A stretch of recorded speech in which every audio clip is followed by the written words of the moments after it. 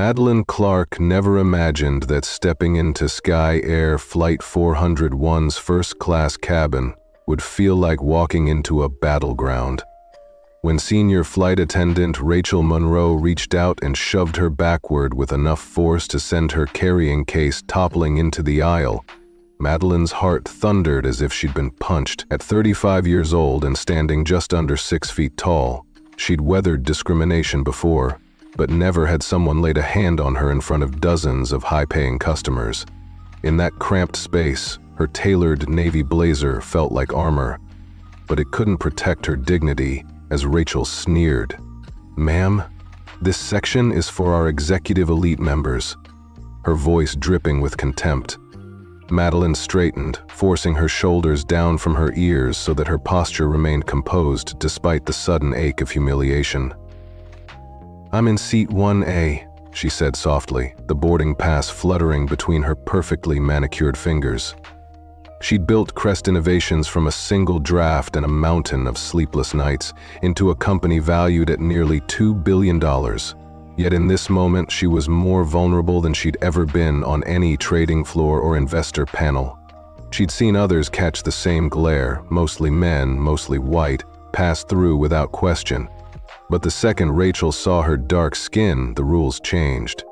As Rachel grabbed her arm and steered her toward the exit with a grip that felt more like punishment than guidance, Madeline's mind raced back to all the times she'd been randomly selected for extra screening.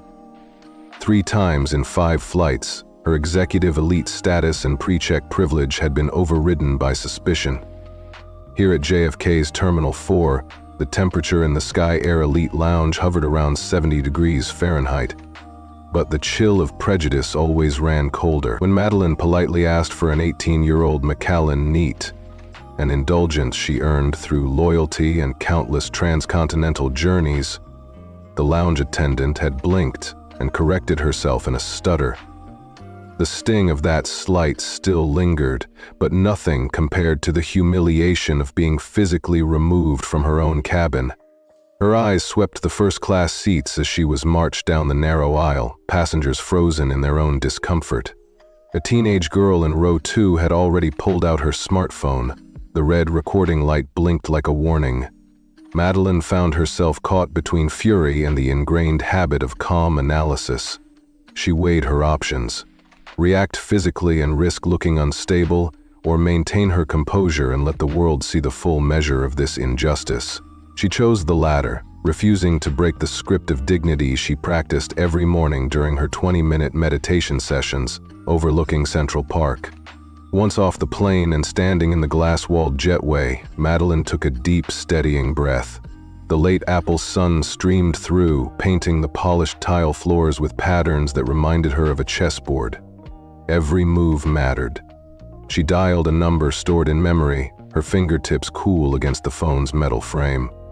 "It's Clark," she said into the line, her voice low but unwavering. "Activate Protocol Indigo. Full escalation." There was a pause. She could almost picture her team huddled around screens in Silicon Valley, ready to deploy the legal and PR strategies they'd rehearsed for exactly this kind of scenario. The video had already gone live.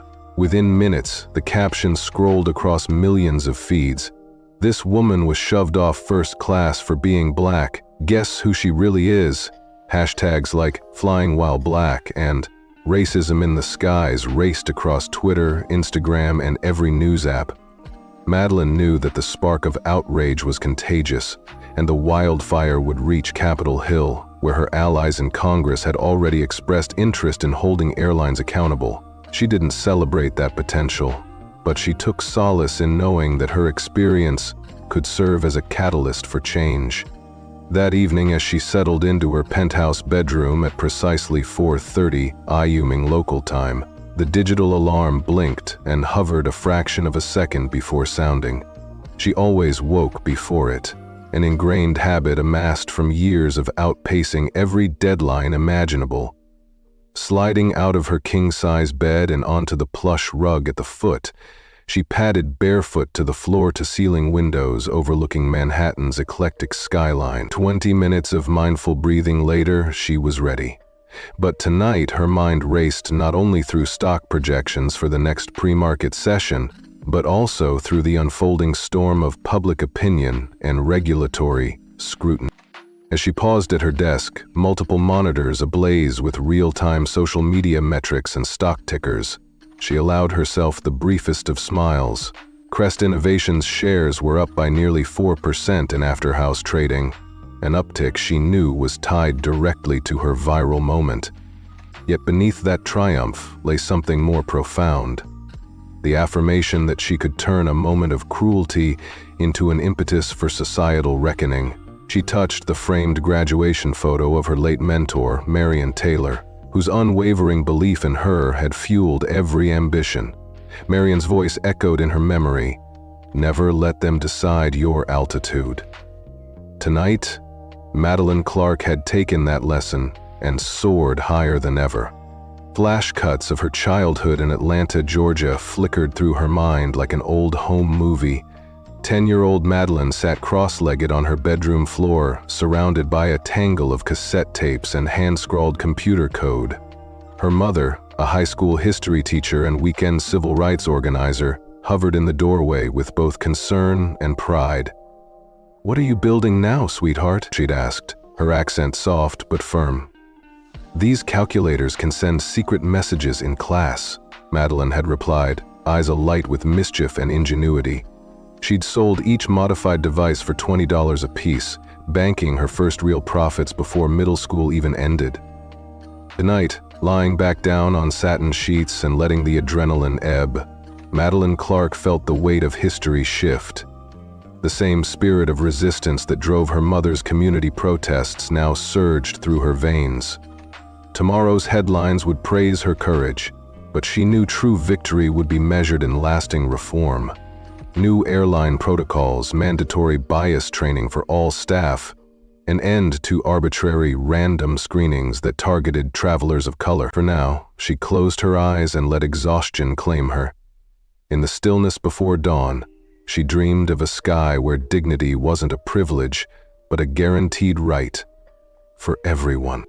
Madeline Clark felt a familiar knot tighten in her chest as she stared out from the 67th floor of Crest Innovations' Manhattan headquarters. The sun glinted off the East River like a promise, but today its warmth couldn't reach her. Her mind replayed a childhood memory.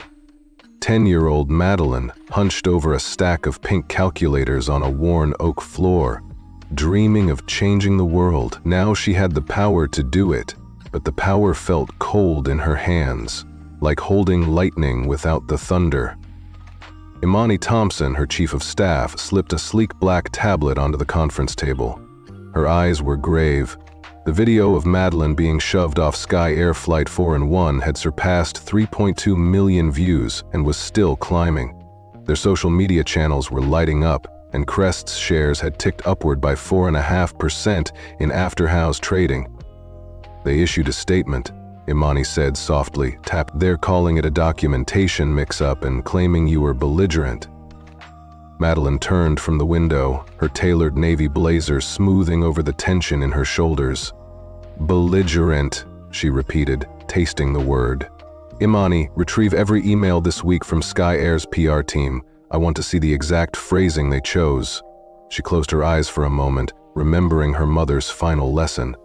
"Don't ever let them make you small." Then she opened them wide. "And get me the contacts for Congresswoman Gutierrez. Secure line, no assistance." 20 minutes later, Madeline sat at a walnut desk in a softly lit private office, listening to the familiar cadence of Lena Gutierrez's voice over an encrypted connection. Lena didn't waste time on pleasantries. "That was you, wasn't it?" she asked. "The one in the video?" Madeline nodded even though Lena couldn't see her. "They're spinning it as my fault. I need your help to pull the thread on their discrimination practices." Lena hesitated. "You know this means confronting an entire industry, not just one flight attendant." "I know," Madeline said, voice steady, "and that is precisely why we must begin quietly, data first, headlines later." The next morning, Madeline met Malik Ayers in a tucked-away booth of a Brooklyn steakhouse. The table's soft spotlight picked out the glint of his cufflinks. "You're going scorched earth on this one," Malik said between bites of New York strip. "I prefer justice," Madeline replied. "They threw me off for being black. That is a crime against dignity. We'll build leverage, force them to the table." Malik set down his fork. "You'll need capital and quiet." Madeline's smile was sharp. "Both secured. Once we have the leverage, they'll fight dirty, and every dirty tactic will surface as evidence." That evening, Madeline walked into a converted warehouse in Queens. The heavy metal door clicked open at her palm's scan, and inside Jude Wilson sat, bathed in the glow of multiple monitors.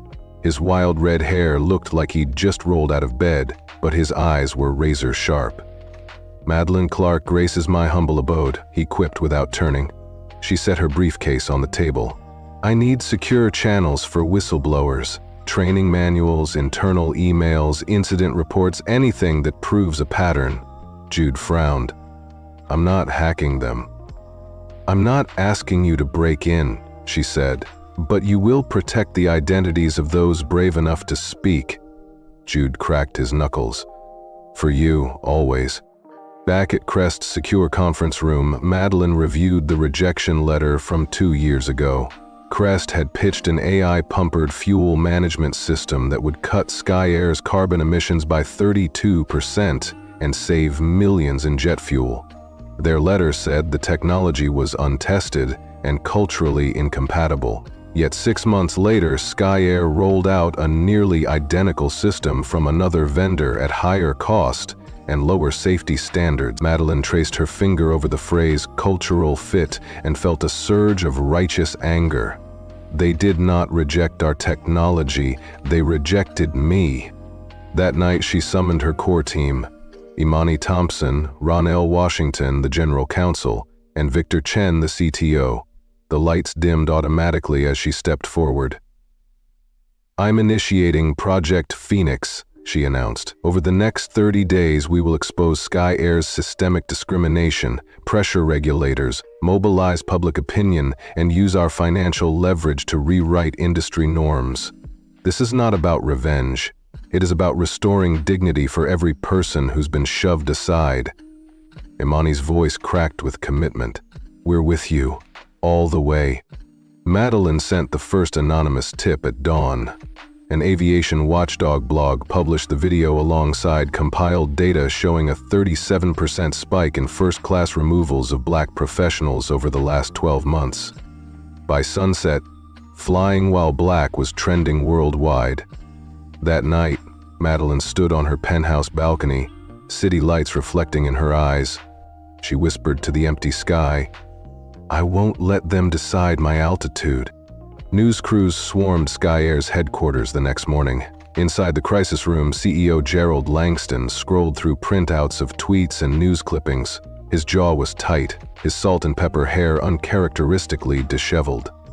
"What's our statement?" he demanded. Head of PR Sarah Palmer cleared her throat. "We're committed to dignity for all passengers. The incident was a standard verification procedure involving a belligerent passenger." Gerald pressed his fingertips together. "Release it immediately. Legal sign-off later." Their statement went live within the hour, but it landed like gasoline on a spark. The word belligerent ignited a firestorm of outrage. Madeline read it on her tablet as Imani poured her coffee.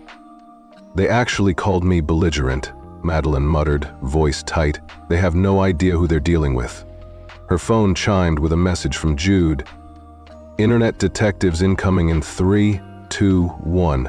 Almost instantly, social media sleuths dredged up 3 prior complaints against Rachel Monroe, including one from a black doctor in first class last year.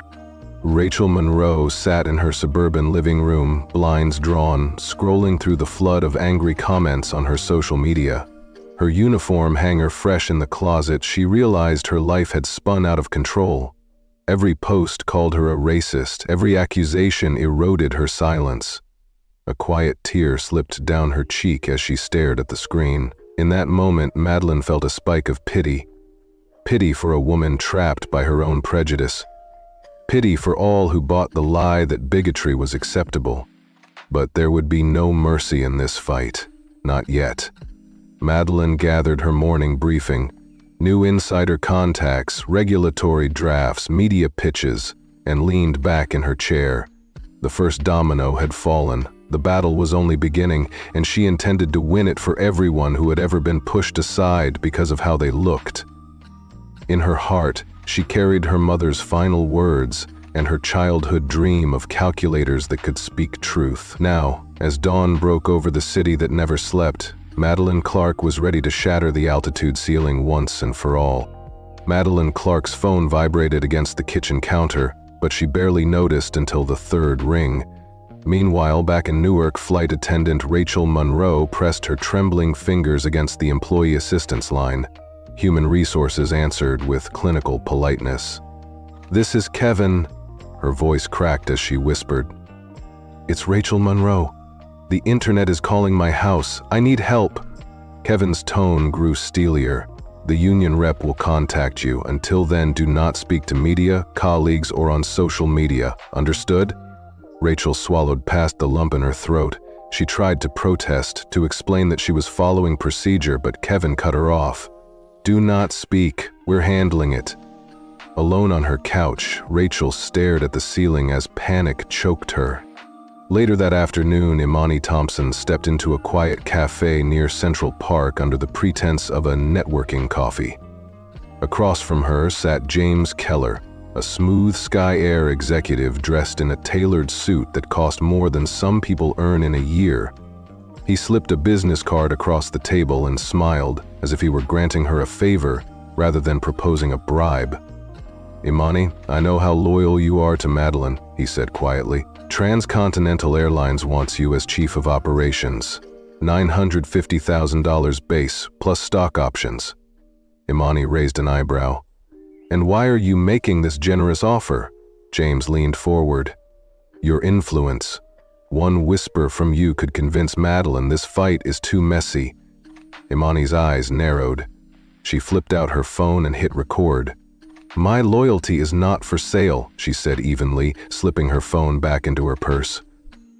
That same evening, an anonymous whistleblower ripped the lid off Sky Air's worst-kept secret when an aviation industry blog published internal chat logs as a smoking gun. Code 3 meant Cur Black female passenger, Tango Delta. Sierra Lima was a Muslim male passenger, flagged for extra screening. Hispanic travelers were grouped under a third code. Senior managers joked about standard delay tactics for prayer requests. The document proved beyond doubt that this was no isolated incident. The outrage was immediate. Flying while black morphed into airline apathy as passengers across the country recounted similar stories. Madeline watched from her office window as her phone erupted with alerts. Institutional racism had been exposed in black and white text. On Capitol Hill, Congresswoman Lena Gutierrez stood at a podium flanked by members of the Congressional Black Caucus and the Hispanic Caucus. A sea of cameras blinked back at her as she announced, "What many Americans of color have experienced for decades in silence is now undeniable. Systemic discrimination in our transportation networks. Today I call for Senate hearings on airline hiring practices, passenger treatment, and corporate accountability." She didn't drop Madeline's name or Sky Air's brand, but the timing was unmistakable. Within hours, Sky Air stock plunged 9%, and news outlets scrambled to cover the story.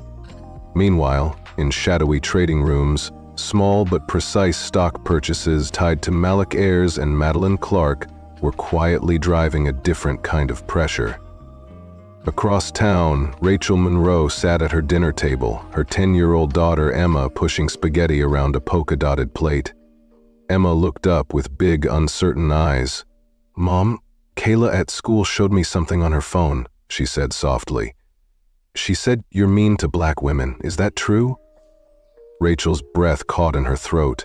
She searched for the right words, her career flashing before her eyes, alongside headlines accusing her of racism. "Honey, it's complicated," she began, but Emma persisted. "But is it true?" Tears stung Rachel's eyes as she fought to keep them in check. "I made a mistake," she whispered, voice raw. A big one. In that moment, Rachel realized not only how far she'd fallen, but also how deeply prejudice could wound the innocent. Meanwhile, in a converted warehouse in Queens, Jude Wilson, the former black hat hacker turned reluctant ally, leaned back in his swivel chair and re-watched a training video he'd uncovered overnight. At exactly 17 minutes 24 seconds, the standard customer service module morphed into Passenger Profile Awareness, complete with footage of a black man in first class and a woman in a hijab. "Trust your instincts if a passenger feels uncomfortable," the narrator said, "and always verify documentation for those who appear out of place." Jude's eyes widened. He sent the clip to Madeline with the single word, "smoking gun." Madeline's heartbeat thundered. This was the proof she needed to show that discrimination was a deliberate policy, not a regrettable accident. The next morning, Madeline Clark strode through the same terminal where she'd been humiliated just days before, but this time she was a force of nature. She wore a fitted black designer suit and carried herself with quiet authority as she passed startled gate agents and curious travelers. Flanking her were Ronnell Washington, her general counsel, 2 civil rights attorneys, and a trio of national news reporters. Phones clicked as people recognized her. Madeline ignored every sideways glance. She wasn't walking out this time. She was walking in, straight to the Sky Air administrative offices. Inside a reporter's exclusive preview, the Daily Insider ran a lurid headline. "Exclusive, Black CEO pushed off flight, had previously married real estate fraudster." The article insinuated Madeline's former marriage to Julian Foster, conveniently omitting that she was the one who uncovered his scheme and brought him to justice. Madeline read the smear on her phone and clenched her jaw. In the private dining room of Malik Ayers' investment firm, she placed the article on the table. "They're getting desperate," she said. Malik nodded, his expression grim. "If they're resorting to character assassination, we know they're running scared." Malik and Madeline spoke quietly over iced water about a new betrayal. Earlier that day, Madeline's CTO had inadvertently forwarded an email revealing that Elliot Hart, a board member and Madeline's former mentor, had been feeding confidential Nova Technologies plans to Sky Air's legal team. Hart's firm managed Sky Air's pension fund and had been threatened with withdrawal if he didn't cooperate. Malik slammed his hand on the table. "Money and fear move the world," he said. Madeline stared at him. "And now they're coming for us both. Are you ready to go nuclear?" Malik leaned forward, face set. "They already have." Just then, Madeline's secure phone buzzed with an alert. Nova Technologies faces security breach. Customer data potentially compromised. An attack had begun. Madeline closed her eyes and let her mind drift back to a painful memory of her 12-year-old self, waiting at the curb for a school bus bound for the Museum of Science and Technology in Atlanta. Her teacher had pulled her aside and explained in a soft voice that only one diverse student was allowed per group. "You mean only one black kid per group?"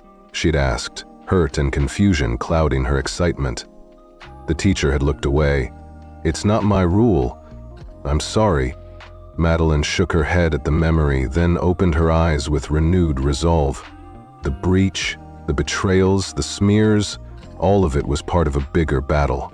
She fingered the small notebook on her desk where she'd scrawled one word in bold letters: dignity. She would expose every tactic, every policy, every executive who'd thought they could hide behind profit margins and legalese. She would see that Sky Air's corporate culture was dismantled and rebuilt on principles of fairness and respect. And when the reckoning came, it would be a response so grand and satisfying that every onlooker would feel the thrill of justice served. Madeline Clark had never backed down from a fight, and this time she would not rest until the entire industry acknowledged her worth, and the worth of everyone pushed aside because of the color of their skin. Madeline Clark's mind drifted back to that sweltering June afternoon in Atlanta when she was 10 years old, riding the city bus home from school. The air conditioner had broken down, and the windows rattled against the humid breeze as she sat clutching her backpack, cheeks damp with tears.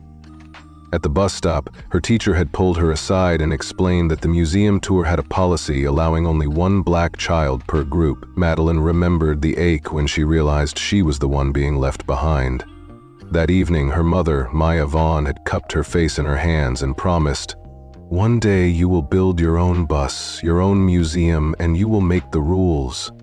Madeline swallowed her grief, vowing then that she would change every unfair system she encountered.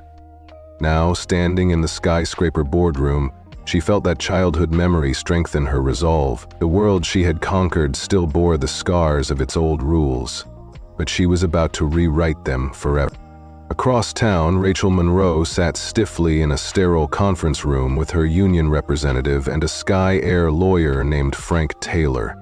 The lawyer cleared his throat and said, "Rachel Monroe is the flight attendant who pushed that passenger. You must stick to the company line. You followed protocol."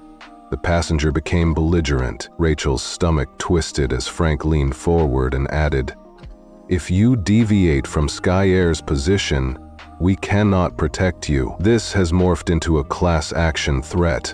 Rachel pressed her lips together. "But the passenger showed me her boarding pass," she whispered. Frank's eyes hardened. "We need you to be a team player." Rachel's heart pounded as she realized the company was asking her to lie. After the meeting, she retreated to the car in the parking garage, hands gripping the wheel though the engine was off. She thought of her daughter, Emma, and the life she needed to keep afloat.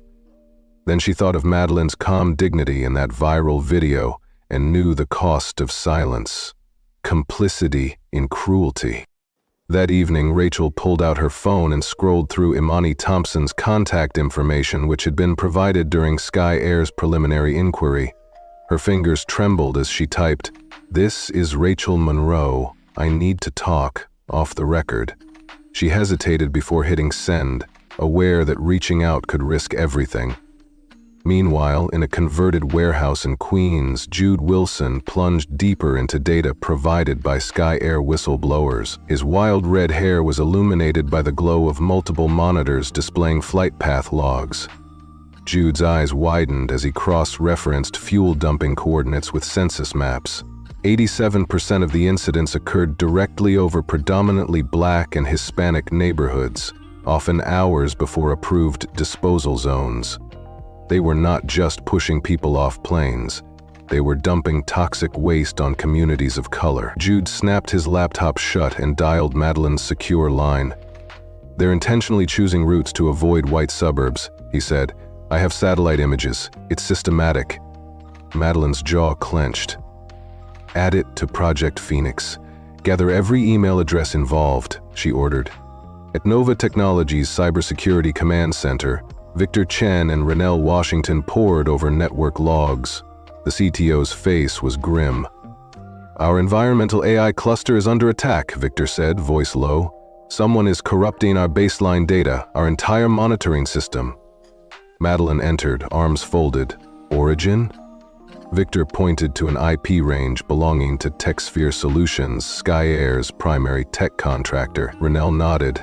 "We have multiple sources confirming server ownership." Madeline allowed herself a small nod. "Activate all defense protocols," she instructed. "Then preserve every forensic trace. This is not just corporate espionage, it's evidence." As her team dispersed, Madeline's phone buzzed. Imani's message read, "Rachel Monroe wants to meet, off the record." Madeline paused, considering the risk. "Set up a secure meeting, no lawyers, no recordings," she replied. Compassion, she thought, sometimes required more courage than strategy. That evening, Madeline hosted a private roundtable at her penthouse off Park Avenue. 12 men and women of color, representing pilots, engineers, gate agents, and attendants, sat around a mahogany table. Their voices blended into a tapestry of shared indignation. A senior Black pilot described repeated requests to reassign him mid-flight. A Hispanic mechanic spoke of concerns ignored until a white colleague repeated the same observation. A South Asian attendant detailed being relegated to culturally appropriate routes rather than promotions. Their collective experiences highlighted a culture of exclusion that transcended one airline. Madeline listened intently, fingers brushing her notepad. "What you have shared will fuel the fight for systemic change," she promised. As the gathering dispersed, she felt a wave of sorrow and pride. Sorrow for lives marked by subtle violences, pride that their stories would not go unheard. 2 nights later, the rain tapped against the tinted windows of a nondescript Brooklyn hotel meeting room. Madeline Clark sat in a high-back chair, legs crossed, dressed in a tailored black suit that mirrored her unwavering determination. Imani Thompson stood discreetly by the entrance while Rachel Monroe entered, shoulders hunched, clutching a manila envelope against her chest. Rachel's ponytail was frayed, her face makeup-free, eyes ringed with exhaustion. "Thank you for meeting me," she whispered, voice trembling. Madeline gestured to the seat across from her. "Please sit," she said gently. Rachel lowered herself into the chair as if settling into a confession booth. For a long moment they regarded each other in silence, 2 women bound by the same injustice, but standing on opposite sides of a chasm. Finally, Rachel placed the envelope on the table and inhaled shakily. "These are the real Sky Air training materials," she began, "not the public versions." Madeline opened the envelope and sifted through printed slides, annotated handouts, and a flash drive. A document titled "Passenger Profile Awareness" stared back. Behavioral indicators coded to racial stereotypes.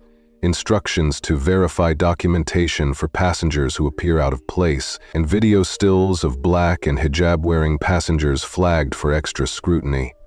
Madeline's eyes narrowed as she read aloud the highlighted passages that targeted minorities under the guise of security. "This was designed to trap and humiliate," she said quietly. Rachel's shoulders shook as she confessed. "They never used the word race, just profiles and indicators. But over time, I started seeing what they wanted me to see. I made assumptions based on instruction." Her voice broke as she wiped a tear away. "My daughter asked if I was mean to black women, and I couldn't lie. I couldn't look her in the eye." Madeline closed the folder and placed the materials into a secure evidence pouch. "You risked your career to bring this to me," she said softly. "That takes courage." Rachel's tears flowed freely. "I need to make it right," she whispered. Madeline leaned forward. "Then stand with me. Under oath at the hearings, on camera in every interview. Help me hold Sky Air accountable." Outside the hotel, the city lights blurred through the downpour as Rachel emerged, a new resolve steadying her steps. Inside, Madeline Clark drafted the final phase of Project Phoenix. Legal filings citing the training materials, regulatory petitions citing environmental dumping data, and a public campaign featuring Rachel's testimony. The crescendo would be a congressional hearing where institutional malice met unflinching truth. For Madeline, this was more than retribution. It was a reckoning so grand that every onlooker would feel the thrill of justice served. As she sealed her penthouse door behind her, she whispered to the memory of her mother, "I have built my bus, Mama. Now everyone has a seat." Madeline Clark watched the rain slide down the townhouse windows as her phone vibrated on the mahogany credenza. Across town, Rachel Monroe stared at the same pattern of droplets, her fingers trembling on her cell phone. "What do you want, Rachel?"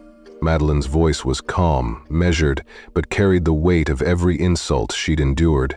Rachel straightened, squaring her shoulders with a courage Madeline recognized. "I don't expect forgiveness," she said quickly.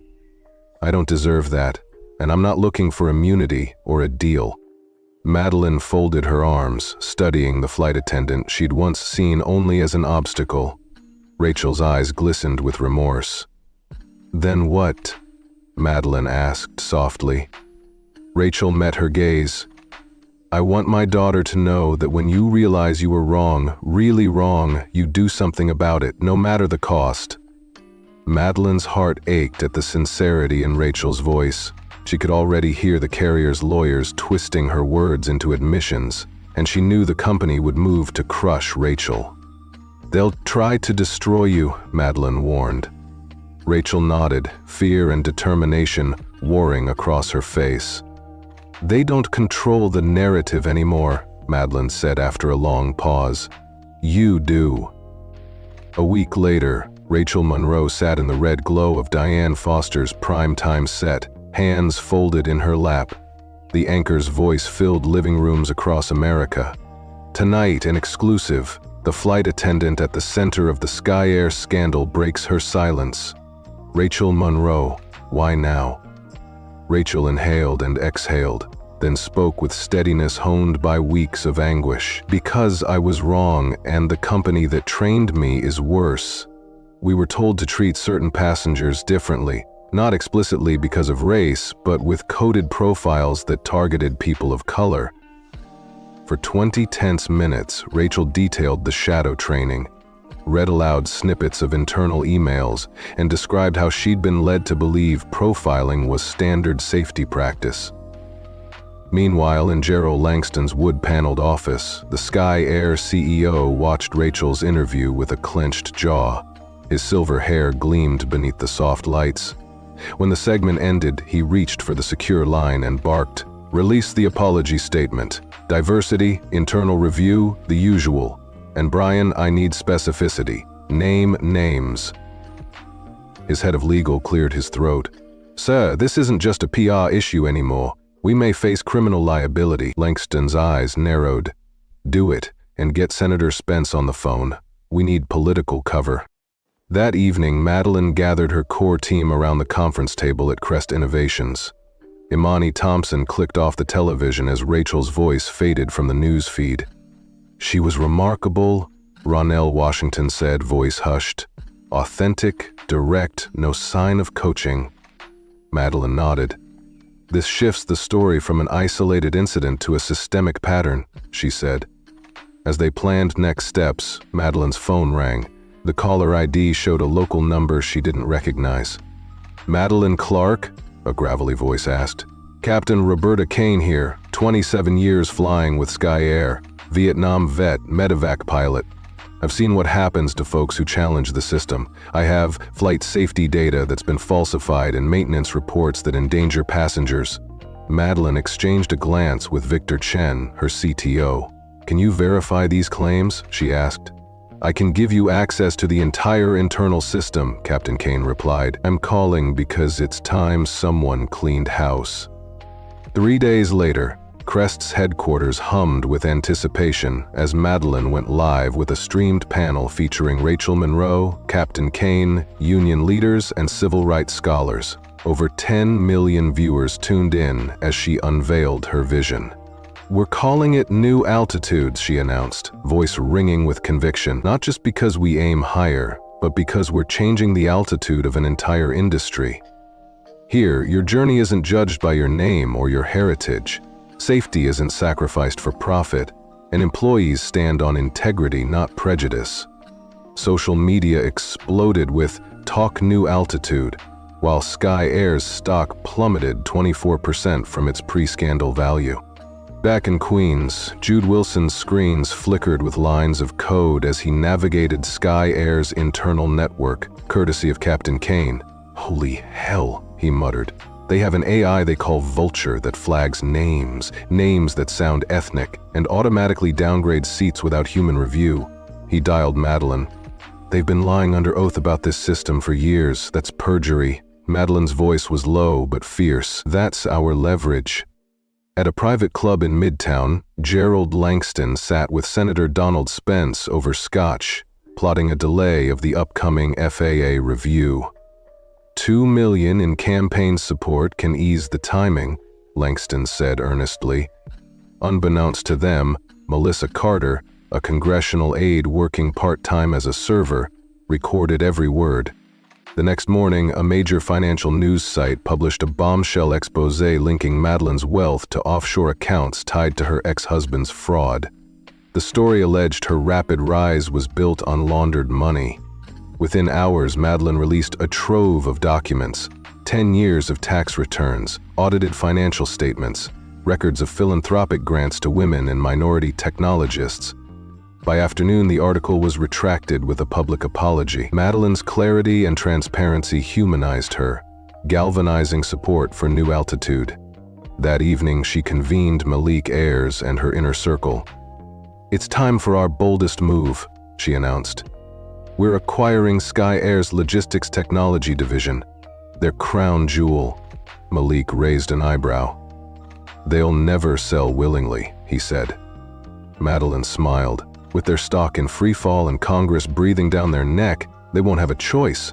We'll offer liquidity they can't refuse, then transform from within." Ronald Washington nodded. "We're not here to destroy them. We're here to rebuild them, piece by piece." Days later, the marble hallways of the Senate office building echoed with whispered conversations as the Transportation Committee convened. Members took their seats while a sea of cameras positioned themselves to record history. Madeline Clark, Rachel Monroe, Captain Kane, and Jude Wilson sat at the witness table, each raising their right hand as Senator Martha Williams swore them in. "These hearings are not about one flight or one carrier," the chairwoman intoned, voice solemn. "They are about ensuring our nation's transportation systems serve all Americans with fairness and dignity." For 4 hours, the witnesses laid bare the truth. Madeline spoke first, her tone measured and authoritative. "I was pushed off a plane not for any safety concern, but because I am black," she said. "This industry has built walls, used algorithms, and trained employees to keep people like me out of sight. Today, we demand dismantling of those walls." Rachel Monroe followed, detailing the covert training modules that coded racial profiling as security. Captain Kane revealed falsified maintenance logs that risked passenger lives. Jude Wilson presented the Vulture AI code and internal memos proving algorithmic bias.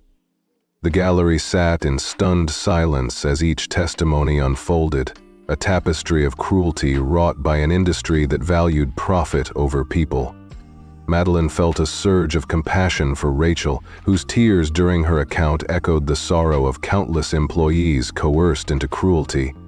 She also felt pity for Gerald Langston and his political allies, trapped by their own greed and fear. But above all, she felt hope, a fierce belief that this moment of reckoning would reshape the sky for every traveler. When the hearing adjourned, Madeline stepped outside into a clear spring afternoon, the sun reflecting off the Capitol dome. She closed her eyes, letting the warmth wash over her. Behind her, the council table lay strewn with documents that would become laws, policies, and reforms. She thought of her mother's promise, made on that broken-down bus decades ago, a bus she'd built. A rules-changing museum she'd one day open. Today, the bus was full, every seat claimed by dignity restored. Today, Madeline Clark knew she had rewritten the rules for everyone who ever had to prove they belonged. Madeline Clark felt the weight of every eye in the Senate chamber as Jude Wilson described the Vulture algorithm's inner workings. He spoke in clear, everyday language so the senators could grasp how Sky Air used technology to profile passengers by name and zip code. When Senator Martha Williams turned to Madeline and asked, "How widespread are these practices across the industry?" Madeline paused, choosing her words with care. "Our research and dozens of first-hand accounts show that most major carriers engage in profiling to some degree," she replied. "But Sky Air's approach is unique in its systematic, company-wide implementation and the explicit documentation we've uncovered." A murmur rippled through the gallery as she underscored her point. This was not a regrettable lapse, but an intentional, corporate-wide strategy. Imani Thompson moved quietly among the committee members, distributing a comprehensive slide deck that laid out Sky Air's profit-first tactics, denying refunds to certain demographics, downgrading seats based on coded stereotypes, and funneling extra fees toward passengers deemed more valuable. When Senator William Bennett held up a page showing internal codes that flagged zip codes in predominantly Black and Hispanic neighborhoods as low priority, his face flushed with indignation. "Mr. Wilson," he said to Jude, "This is a modern-day Jim Crow in the sky." The phrase landed like a thunderclap, swiftly appearing on news tickers, social media feeds, and every smartphone screen in the chamber. By the day's end, Jim Crow in sky was a global trend. Across town, Sky Air's headquarters had descended into chaos. Gerald Langston, the longtime CEO, watched the hearings with a pale expression as his executive team delivered grim news. "The Vulture program is our biggest vulnerability," Brian Wells, head of legal, stated bluntly. "We denied its existence under oath. That's perjury." Heather Mills, head of HR, reported that the board was already discussing forced resignation. "It's you or the company," she said. Gerald's jaw tightened. After 2 decades at the top, he realized he had become the sacrificial lamb. 3 hours later, Sky Air's terse press release announced, "Gerald Langston has resigned as CEO, effective immediately. Thomas Reed is named interim CEO." Meanwhile, Gerald's assistant Linda Parker shredded sensitive files in a late-night panic, unaware that Jude's adjusted security protocols were capturing every frame and forwarding them to the Justice Department. As the hearing's momentum built, Madeline found herself the target of intimidation. Driving home from a late-night strategy session, she noticed a black SUV tailing her through Midtown's rain-slick streets. Its high beams flashed once, twice, then retreated. When she reached her building, a text from an unknown number warned, "Back off, or you'll be next." Calmly, she forwarded the message to Rennell Washington and Malik Ayers, then arranged a meeting with her building's security team. By morning, she had a personal detail on standby. This fight was too important to be undermined by threats. 2 weeks later, Madeline received news that felt like vindication. The Federal Aviation Administration had granted New Altitude its commercial certification. The expedited review had been spurred by revelations of Sky Air's falsified safety records. New Altitude's plan was revolutionary. 100% carbon-neutral flights, fully transparent pricing with no hidden fees, and a fairness algorithm designed by Jude to prevent bias. At their press conference, in the very terminal where she'd first been humiliated, Madeline stood before reporters and early investors, including Malik Ayers. "Today marks the beginning of a new era," she declared, voice ringing through the vaulted concourse. "New Altitude isn't just another airline. It's a promise that dignity is a right, not a premium." Social media exploded with "Fly above the buy." As word spread, Sky Air suffered a mass exodus of employees. Hundreds resigned, citing ethical concerns and requesting transfers to New Altitude. Among them was Rachel Monroe, who, after completing a specialized diversity training certification, was hired as a New Altitude inclusion instructor. "We don't ignore mistakes," Madeline explained when questioned about hiring Rachel. "We learn from them. Her experience makes her uniquely qualified to help us build a better culture." In a last-ditch effort, Sky Air filed a lawsuit against Madeline and Nova Technologies, alleging corporate espionage and theft of proprietary information. But Malik's legal team had prepared for this. At the preliminary hearing, they presented airtight evidence that every document had been obtained legally, through whistleblowers, public records, or expert analysis. The judge dismissed the suit within the hour and ordered Sky Air to pay $70 million in damages for a frivolous claim. Madeline Clark stood at the entrance to the new terminal, eyes sweeping over the interactive screens, proclaiming New Altitude's commitment to transparency and equity. Every detail, from the recycled wood paneling to the touchscreen kiosks that displayed real-time employee diversity statistics, reflected her vision of what air travel could and should be. Yet beneath the polished surfaces, she felt the echo of resentment from those who had resisted change. She knew some airline veterans still whispered about the push that began it all. As boarding time approached, Madeline stepped to the microphone, her voice steady but rich with emotion. "Good morning," she said. "Today marks not just our first flight, but a new chapter in aviation history. This journey began with a push meant to diminish me, a push that only sparked something far greater," she paused, letting the audience feel the weight of every insult turned catalyst for justice. The applause that followed was thunderous, a collective release of hope and vindication. Instead of the usual zones for status tiers, New Altitude prioritized practical needs. Families with small children, passengers using mobility aids, and those needing extra time were invited to board first, regardless of ticket class.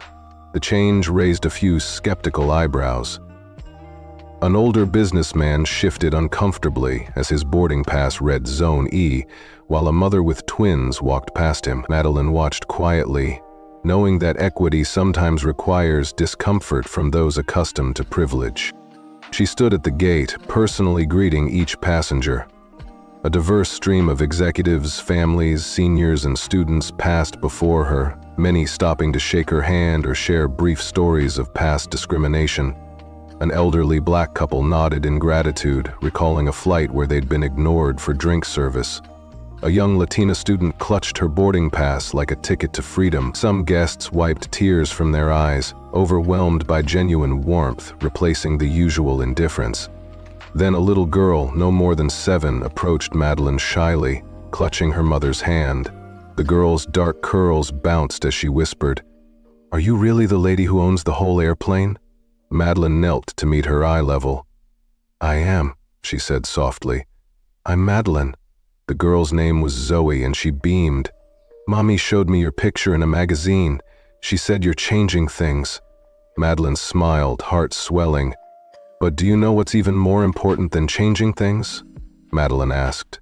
Zoe's head tilted, eyes wide. "That you believe the next generation, kids like you, can change things too." Zoe's face lit up, and her mother mouthed a quiet thank you as they moved down the jet bridge. Madeline followed them, pausing at the aircraft doorway where Captain Roberta Kane waited. The captain's Vietnam veteran pin caught the light, silver against her crisp uniform. "Ready to make history, Ms. Clark?" she asked with a grin. "More than ready, Captain Kane," Madeline replied. "Let's show them how it's done." The flight itself was remarkable in its unremarkability. Smooth ascent, comfortable seats, and an atmosphere free of the tension that had plagued so many trips. Former Sky Air attendants, now proud New Altitude employees, moved through the cabin with genuine smiles. The entertainment system featured films and documentaries by Black, Latino, Native American, and Asian artists. Meals came from minority-owned caterers at each destination airport. For once, passengers focused on destination rather than discrimination. When the plane touched down at San Francisco International, spontaneous applause broke out in the cabin.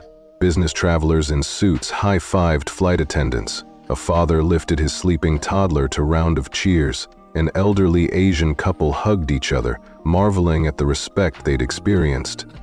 On the jet bridge, Imani Thompson and Malik Ayers greeted disembarking passengers, their faces alight with pride.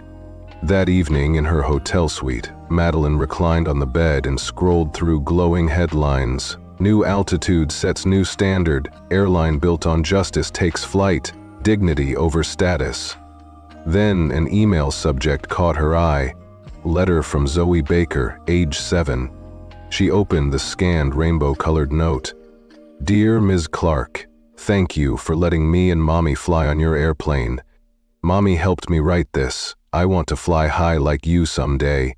You showed me I can. Love, Zoe." Attached was a crayon drawing of a caped stick figure standing atop a smiling plane. Tears blurred Madeline's vision, not of lingering hurt or relief, but of profound recognition that her fight had already inspired the next generation.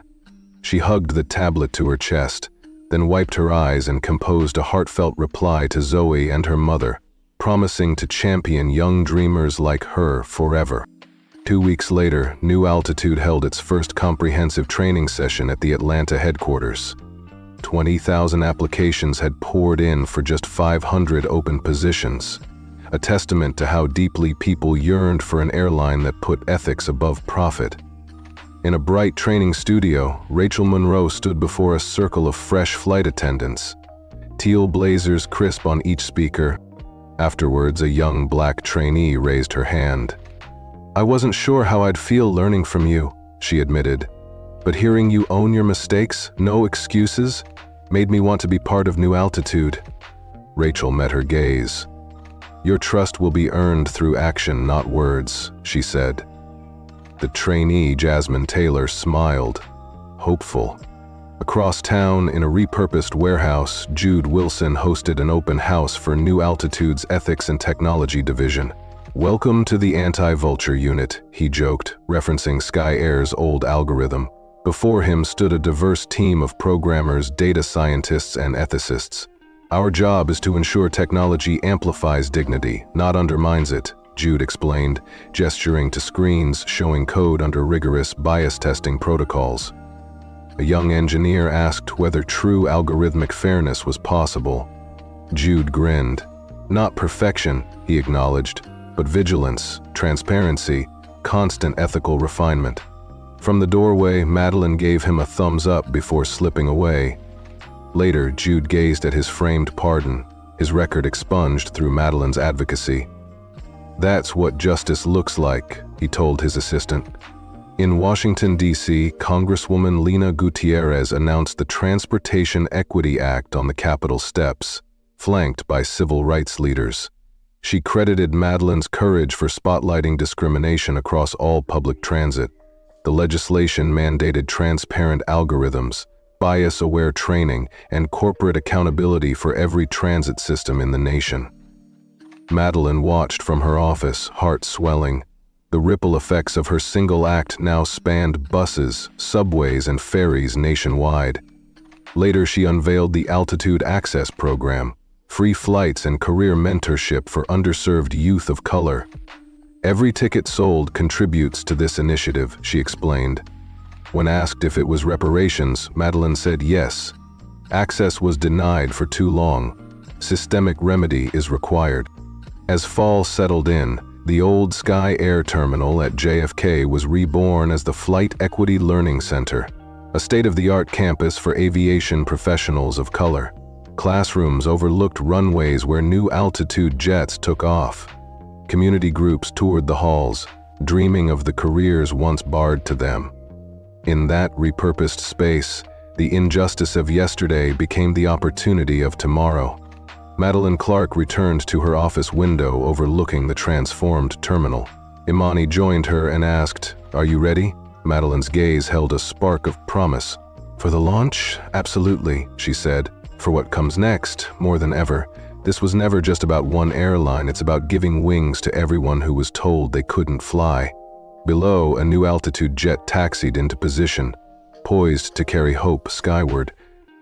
Madeline Clark walked down the wide hallway of the Flight Equity Learning Center, flanked by a group of wide-eyed high school students from underserved New York neighborhoods. Their initial hesitation melted into excitement as they peered into simulation labs filled with mock cockpits and augmented reality training stations.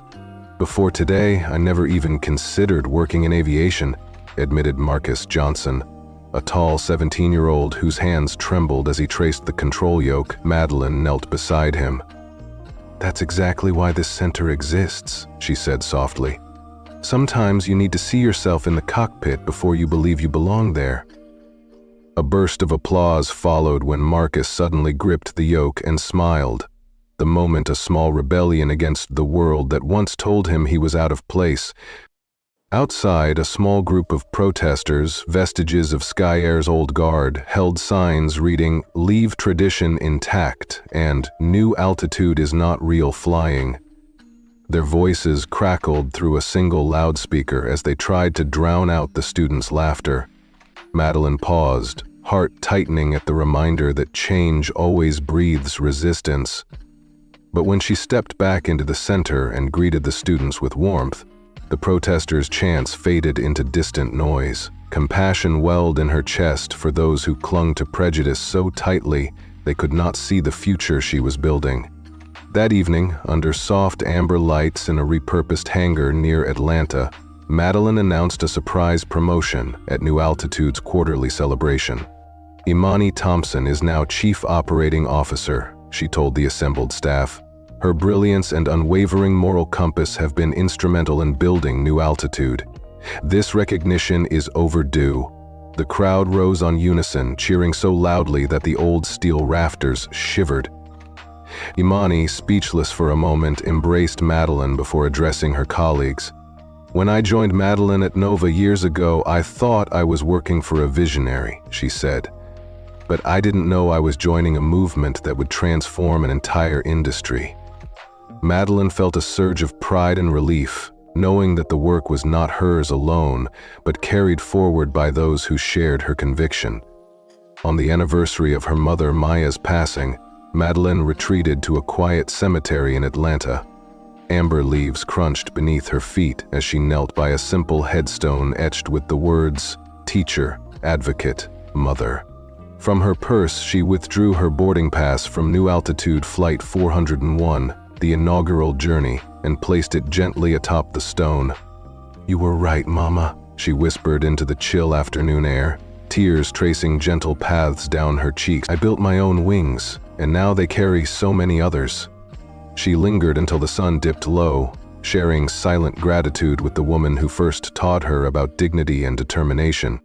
5 years later, the international terminal at Hartsfield-Jackson thrummed with excitement as a school group wearing Future Aviators t-shirts gathered for a field trip. Their teacher reminded them, "We're not just visiting an airport today, we're witnessing history." A girl at the back, Destiny, raised her hand shyly. "Ms. Washington, will we get to see Ms. Clark today?" The teacher smiled. "She's very busy, but this whole place reflects her vision." Unbeknownst to the students, Madeline watched from a nearby coffee shop, silver strands glinting in her hair and fine lines framing her eyes. Testaments to the battles won and losses mourned. She sipped her latte, pride warming her as she observed the next generation charting new possibilities. That afternoon, Madeline boarded a flight to Boston to teach her first Harvard Business School course on ethics and business power. Her assistant's text blinked on her phone, 200 students already vying for seats. A smile curved Madeline's lips. A hunger for responsible leadership, she thought, is the greatest legacy she could build. Meanwhile, in Chicago, Rachel Monroe accepted the Aviation Equity Coalition's annual award for transforming airline training practices. Her 15-year-old daughter Emma introduced her with poise. "My mom taught me that real courage isn't avoiding mistakes, but facing them honestly and making things right." Rachel embraced her daughter, tears in her eyes, knowing the path had been steep but purposeful. In Seattle, Jude Wilson stood at Second Chance Tech's headquarters, addressing formerly incarcerated individuals. "Society says your past defines your future," he told them, wild red hair tamed into a neat cut. "I'm living proof it's a lie. Today you lead innovations in ethical AI adopted worldwide." He gestured to the dozen graduates now featured in tech journals. Danielle's, now Madeline's, generous scholarship had seeded this program. Jude's voice cracked with emotion. "Technology can entrench bias or dismantle it.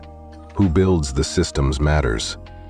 His words drew a standing ovation from the assembled graduates dressed in crisp business attire. That evening, Madeline's office chimed with the news that the Maya Vaughn Memorial Flight, a free annual route for civil rights scholars, would depart from Atlanta to Washington, D.C. Nearly 100 researchers had applied for 20 seats, each project expanding equity initiatives from buses to trains and rideshares. Madeline leaned back in her chair, thoughts drifting to the day she was shoved off a plane. Now, she had built an entire network to lift others skyward. The short flight to Charleston and back carried a small group of early New Altitude employees, key allies from the original struggle, and contest winners. As the plane soared above the Georgia pines, Madeline engaged the autopilot and gazed out at the patchwork landscape. Thousands of feet below, once closed doors lay open. In first class, an 8-year-old girl peered at the cockpit door, then tugged her mother's sleeve. "Is that the lady who changed the world?" she whispered. Madeline caught the girl's eye and offered a conspiratorial wink before returning to the cockpit. The child's wonder lingered in her mind long after landing. In the years that followed, New Altitude expanded to Africa, Asia, and South America, connecting underserved markets and communities. The Altitude Bridge Fund, seeded with Madeline's personal wealth, provided capital and mentorship to Black innovators worldwide, focusing on transportation and environmental technologies. Its motto, "Building runways where others see roads," guided every investment. Airports, once symbols of exclusion, became hubs of opportunity. Alumni networks spanned continents, and students toured terminals as living monuments to possibility. Madeline Clark's journey had begun with a push meant to break her spirit. Instead, it ignited a revolution. Today, her legacy soared on wings of equity, powered by the conviction that every person deserves not just a seat, but the dignity of flight. And as she looked to the horizon from her penthouse window, she knew the world would never settle for less again. Madeline Clark stood at the floor-to-ceiling window of New Altitude's global headquarters, gazing out at the runway where her life changed forever a decade ago. The teal-tailed jets she helped build glinted in the late afternoon sun as they lined up for takeoff and landing. 10 years had passed since a single shove tried to push her out of first class. Today, those same tracks carried over 50 million passengers safely and with dignity. She remembered how back then Sky Air executives laughed behind closed doors at her challenge. Gerald Langston had promised to bury her career, to use every ounce of corporate power to silence her. Instead, his company collapsed under the weight of lawsuits and criminal investigations. He had resigned amid board pressure and later faced perjury charges for lying under oath about the vulture algorithm. Madeline allowed herself a moment of satisfaction knowing that justice had been served. Gerald's name now belonged to courtroom transcripts, not airline brochures. Below, the campus buzzed with activity. The Flight Equity Learning Center stood at one end, its brick and glass facade reflecting New Altitude's mission to open doors for those long shut out of aviation. Here, students from underserved neighborhoods learned to pilot simulators, earn certificates, and even pursue scholarships to flight school. Nearby, the Altitude Bridge Fund office coordinated grants and mentorship for entrepreneurs developing green aviation technologies in Africa, Asia, and Latin America. Madeline's eyes settled on a small cluster of high schoolers touring a mock cockpit through large observation windows. She had seen their hesitant smiles turn to awe when they realized someone like them could one day sit at those controls. In that moment, she felt her mother, Maya, standing beside her, whispering, "You made the rules now." She felt Maya's pride and the echo of her promise fulfilled. Yet Madeline did not forget the cost. The decade had demanded courage, resilience, and sometimes ruthless strategy. She thought of Rachel Monroe, the former Sky Air flight attendant who had pushed her off the plane. Rachel's own journey from denial to remorse had been painful to watch, but in the end she became one of Madeline's strongest allies in training New Altitude staff to dismantle bias. Madeline felt compassion for Rachel, knowing that the flight attendant had been both victim and accomplice in a broken system.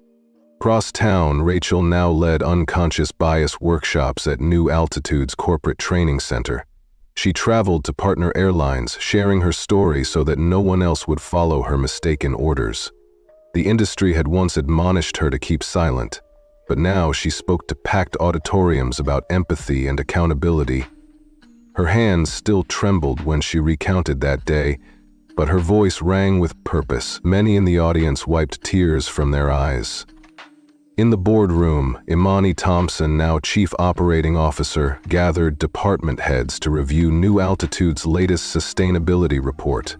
Under Madeline's leadership, the airline had reduced carbon emissions by 38% through hybrid engines and biofuel partnerships. Competitors who once scoffed had adopted similar measures, fearing they would be left behind, both ethically and commercially. Imani updated the group on plans to install solar canopies over every gate lounge, providing shade and renewable power.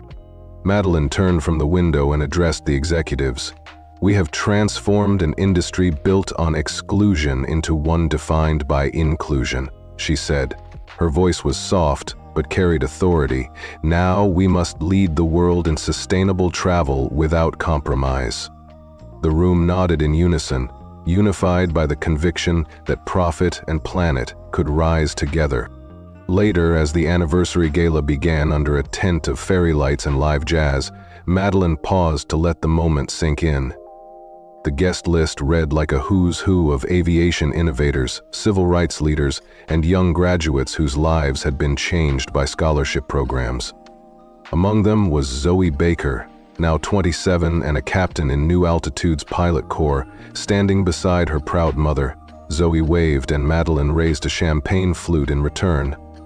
Imani joined her for a quiet moment. "You've done more than win a battle," she said.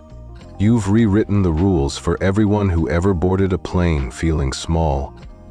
Madeline smiled and touched Imani's arm. "We did it together," she replied. "Every colleague, every mentor, every student who believed we could change the sky." As midnight approached, Madeline stepped onto the stage to address the crowd. She spoke of the past 10 years, the viral video that ignited outrage, the weeks of congressional hearings, the collapse of a titan built on prejudice, and the rise of a global airline that refused to accept the status quo. She spoke of the dozens of terminal reopenings in cities once overlooked, of flying while black becoming a phrase of triumph instead of shame, and of technologies that screened passengers for safety, not skin color. She ended with a challenge. What will you do when someone pushes you out of your way? Will you walk away, or will you build something better than what tried to exclude you? The sky was never the limit unless we let it be. Let us promise that every push we have felt will propel us higher. The crowd rose to its feet, applause rolling like a wave. After the gala, Madeline slipped away to a quiet balcony overlooking the runway. The night lights danced on the fuselages of waiting jets. She closed her eyes and breathed in the cool air, hearing in her mind Maya's gentle voice. A plane taxied into position, engines humming a low promise of freedom. It was the same runway that had once felt like a wall. Now it was the pathway to a future unbound by prejudice. A lone protester held a sign reading, "Tradition is key." It was a relic of a time before New Altitude proved that tradition must serve people, not power. Madeline felt compassion for that single voice, still clinging to fear. She hoped one day they would see how equity lifts everyone. 10 minutes later, Madeline returned to the gala, ready to cut a cake shaped like an airplane wing. The inscription read, 10 years of flight, 50 million journeys, infinite possibilities. As she sliced the first piece, she caught Imani's eye and winked. They both knew the real work would never end. Change is not a destination, but a horizon that keeps expanding. Before departing, McNally wrote a brief note in her journal. "Today we honor every shove and every lift. We owe our victory to those who stood with us in courtroom benches, in corporate boardrooms, in graduation caps, and in open cockpits. Above all, we honor those who still believe they belong in the sky. Tomorrow, we fly again." And as the terminal lights dimmed and New Altitude's teal tails glowed under the stars, Madeline Clark understood that the greatest journeys begin when someone dares to push back. The sky was no longer a boundary. It was an invitation to rise together.